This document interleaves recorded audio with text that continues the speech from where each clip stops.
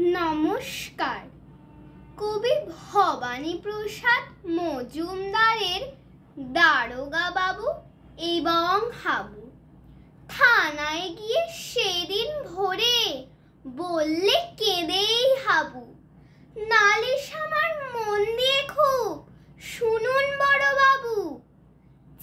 চারজন ভাই আমরা একটা ঘরেই থাকি, দুঃখে আমি সারাদিন রাত ভগবানকেই ডাকি।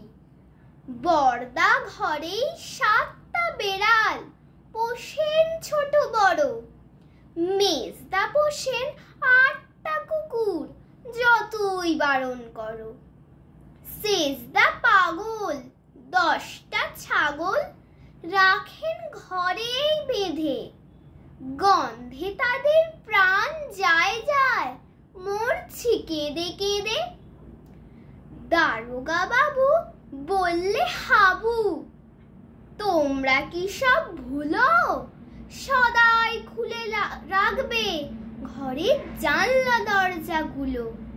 শুনেই হাবু বেজায় কাবু, বললে করুণ সুরে, 150 পোষা পায়রা আমার যাবে যে সব উড়ে। নমস্কার।